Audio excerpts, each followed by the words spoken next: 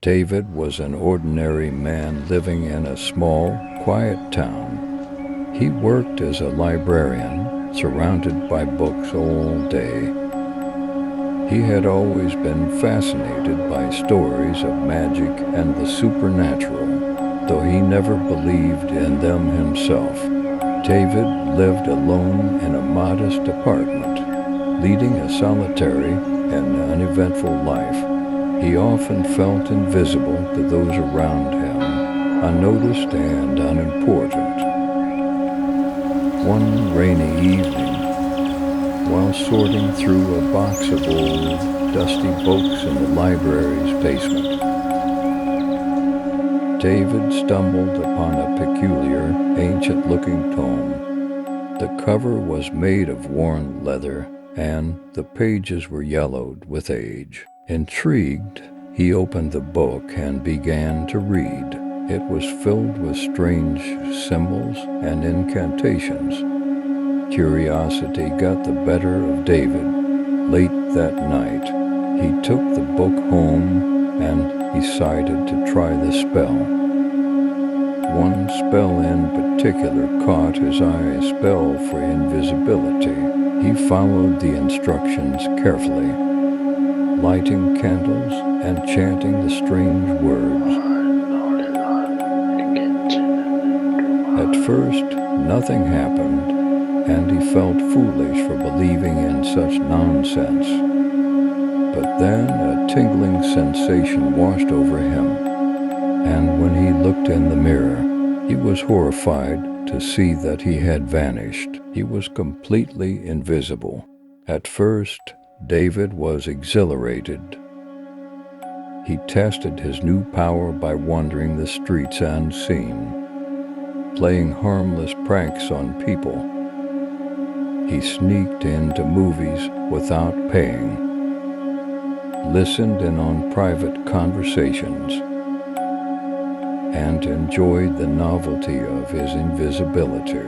For the first time, he felt powerful and in control. However, the thrill soon wore off, and David began to realize the darker side of his new ability. He could no longer interact with people normally. He couldn't eat in restaurants, and he couldn't maintain his job. Loneliness and isolation set in. His initial excitement turned to dread as he realized he couldn't reverse the spell. Strange occurrences began happening around town people. David's invisibility also attracted unwanted attention. Reported seeing objects move by themselves, hearing footsteps with no one around, and feeling an eerie presence.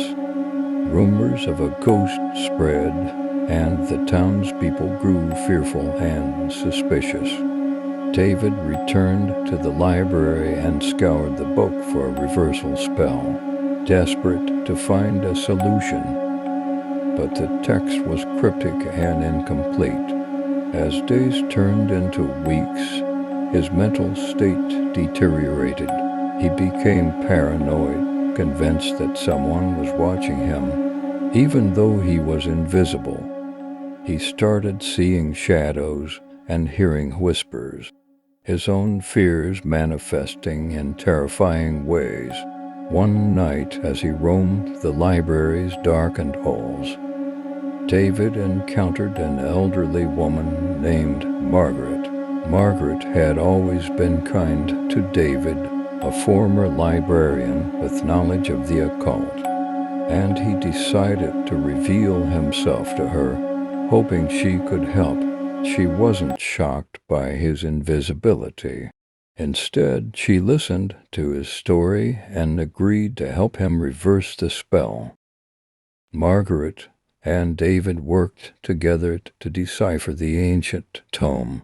They prepared a complex ritual to break the curse. It required rare ingredients and precise timing. As they performed the ritual in the dead of night, strange noises filled the air, and the temperature dropped. David felt a powerful force pulling at him, and for a moment he feared they had failed. In a climactic moment, A blinding light filled the room, and David felt himself being pulled back into visibility.